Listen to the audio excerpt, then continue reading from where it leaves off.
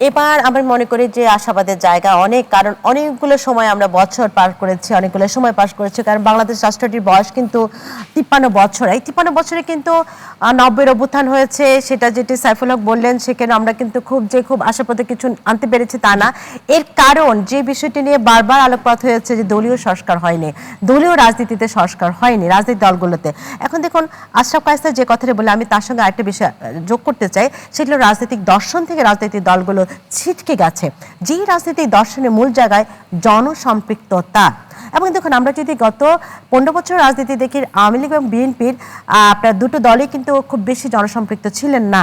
এবং আমরা যদি জনসম্পৃক্ত যদি তাদের হতে দেখতাম, আওয়ামী লীগকে এরকম 3টি নির্বাচন, জনগণকে ইগনোর করে নির্বাচন এবং গণতন্ত্রের দোহাই দিয়ে সেই নির্বাচনের বৈধতা দেওয়ার চেষ্টা, এবং আমরা সর্বশেষ দেখেছি আওয়ামী লীগ সরকার পতন হয়েছে জনসম্পৃক্ত না থাকার কারণে। দ্বিতীয়ত, বিএনপিও কিন্তু জনগণের যে দ্রব্যমূল্যের মতো বিষয়গুলোকে কিন্তু সেটা রাজনীতির ময়দানে আনতে পারেনি। তারা তো আন্দোলন কর্মসূচি নিয়ে মাঠে ছিল। এখন একটা বিষয় আপনাকে মনে রাখতে হবে, একটা হলো যে আওয়ামী লীগের তাদেরকে বিরোধী দলকে না দাঁড়াতে দেয়া, তাদের বিরুদ্ধে হামলা মামলা, তাদের গ্রেফতার, এর পাশাপাশি বিএনপি রাজনীতিতেও কিন্তু আমি মনে করি যে সাধারণ মানুষের যে দাবিদার, বিশেষ করে দ্রব্যমূল্য নিয়ে কিন্তু গত 5 বছরে মানুষ নাকাল হয়েছে, সেই বিষয়টাকে নিয়ে জনগণকে সম্পৃক্ত করে কিন্তু রাজনীতি হয়নি। কেন এই জনসম্পৃক্তহীন দুটো দল আমি বলছি?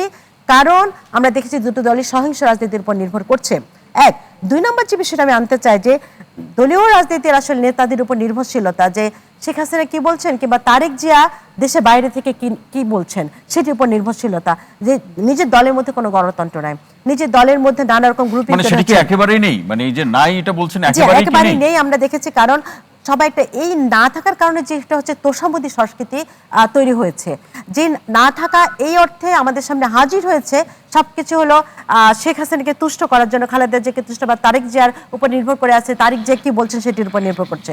3 নম্বর বিষয় আমি যে বিষয়টির উপর গুরুত্ব দিব, ইভেন বাম দলগুলো তো আমি দেখেছি কিন্তু আপনার যে যিনি সভাপতি হন, যিনি সাধারণ, তিনি বছর পর বছর ছাড়তে চান না ক্ষমতা। এটা কিন্তু শুধু আওয়ামী লীগ বিএনপির সমস্যা আমি বলছি না, বামদলগুলোতেও কিন্তু এক ধরনের গণতন্ত্রহীনতা আছে, আমি জোর গলায় বলছি। 3 নম্বর যেটা হলো যে মানুষের রাজনৈতিক আচরণ বুঝতে না পারার অসমর্থতা রাজনৈতিক দলগুলোকেও এক ধরনের অগণতান্ত্রিক চর্চার দিকে নিয়ে গেছে। কারণ তাদের কারো মনোযোগ কিন্তু রাজনীতি মানে মানুষের জন্য না, ক্ষমতা যাওয়াকে কেন্দ্র করে, ক্ষমতা থাকাকে কেন্দ্র করে, ক্ষমতা যাওয়াকে কেন্দ্র করে।